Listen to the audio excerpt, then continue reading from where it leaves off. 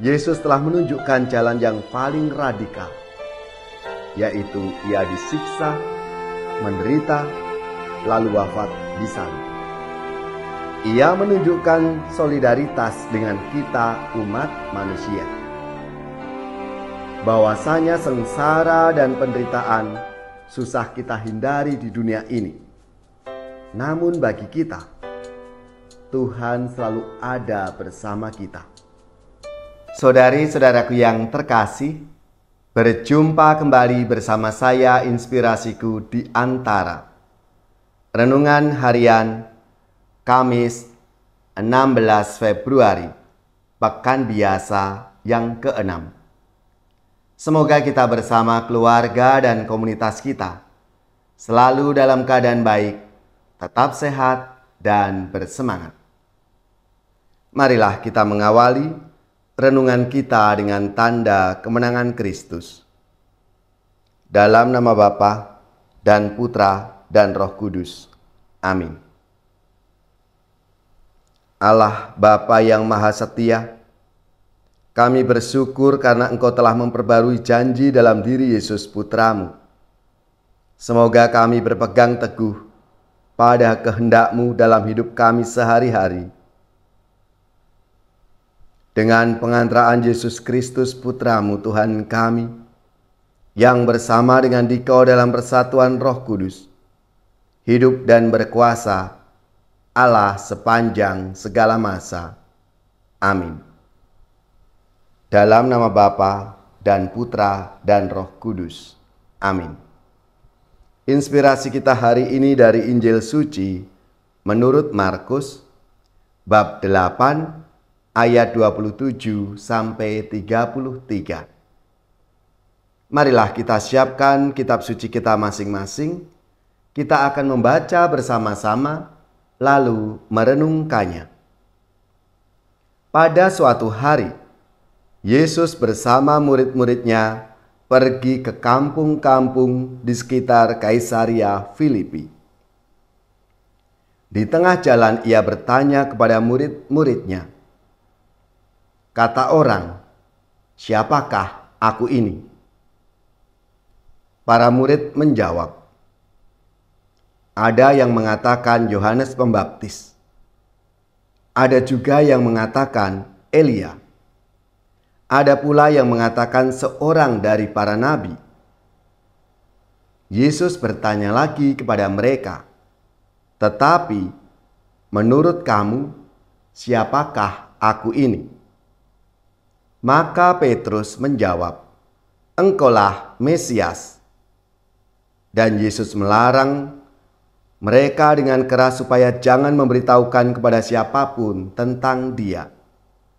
Kemudian mulailah Yesus mengajarkan kepada mereka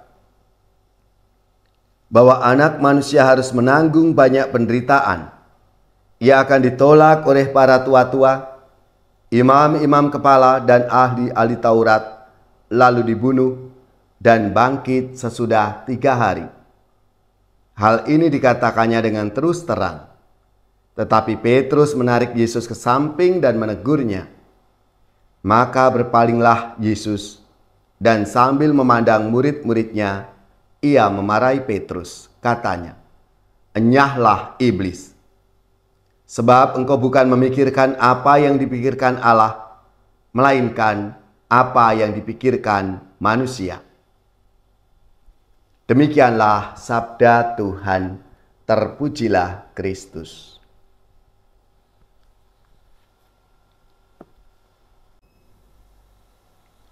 Saudari-saudaraku yang terkasih, dalam sabda Tuhan hari ini ketika bersama para muridnya, Yesus bertanya, "Siapakah aku ini menurut banyak orang?"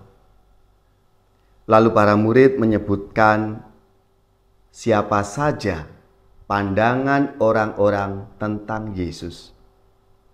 Ada yang mengatakan Yohanes Pembaptis, ada yang mengatakan Elia, ada yang mengatakan salah seorang dari para nabi.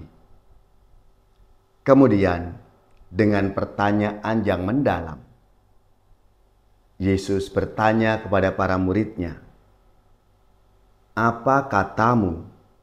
Siapakah aku ini?" Petrus mewakili para murid, menyatakan bahwa Yesus adalah Mesias, penebus, dan pemenang. Lalu Yesus menanggapi dan memberikan koreksi bahwa pencapaian menjadi Mesias itu bukan dijalani melalui gemerlap kemenangan duniawi dan dengan kuasa politik, melainkan melalui penderitaan, penolakan, dan kematian yang kemudian dimahkotai oleh Bapa dengan kebangkitan.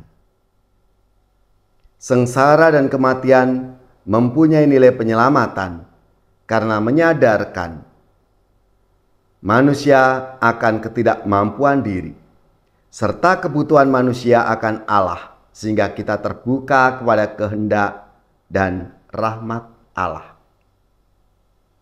Saudari-saudaraku yang terkasih, Yesus telah menunjukkan jalan yang paling radikal, yaitu Ia disiksa, menderita, lalu wafat di salib. Ia menunjukkan solidaritas dengan kita umat manusia, bahwasanya sengsara dan penderitaan susah kita hindari di dunia ini. Namun bagi kita, Tuhan selalu ada bersama kita. Ia tidak akan membiarkan kita berjalan sendirian. Ia turut memikul salib kehidupan kita. Kesetiaan pada jalan salib menuntun kita pada jalan kebangkitan. Sebab tidak ada kebangkitan tanpa salib. Saudari-saudaraku yang terkasih, marilah seturut sabda Tuhan hari ini, kita diingatkan untuk membangun relasi kita dengan Tuhan, agar kita semakin mengenal Tuhan kita. Sehingga kita menyadari akan bimbingan tuntunan Tuhan dalam hidup kita. Tuhan Yesus, kami bersyukur dan berterima kasih atas pengajaran tentang jalan salib-Mu sebagai jalan menuju keselamatan. Teguhkanlah dan mantapkan iman kami bahwa Engkau adalah yang kudus dari Allah yang menyelamatkan kami.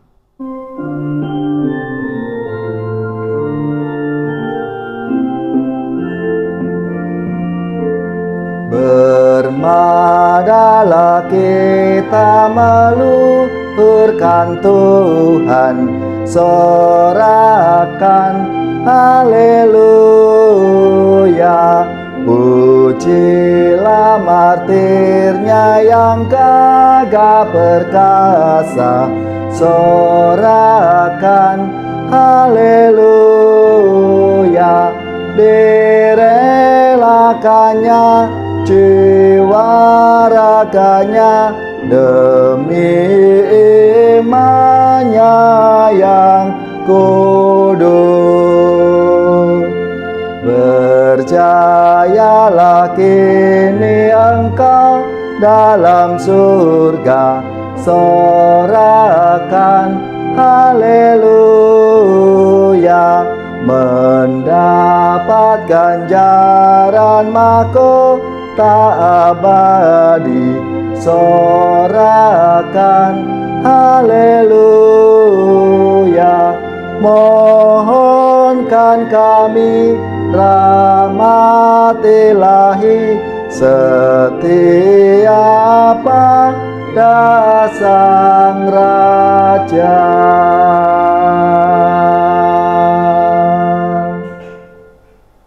Saudari-saudaraku yang terkasih, marilah kita mengakhiri renungan kita hari ini dengan mohon berkat Tuhan, dan kita akan menerima tugas perutusan. Marilah kita siapkan hati kita untuk menerima berkat-Nya. Semoga saudari-saudara sekalian, keluarga-keluarga dan komunitas kita, orang-orang yang kita doakan, mereka yang sakit, yang menderita, seluruh tugas, belajar, pekerjaan, usaha, serta karya pelayanan kita. Dibimbing, dilindungi dan diberkati oleh Allah yang Maha Kuasa, Bapa dan Putra dan Roh Kudus. Amin.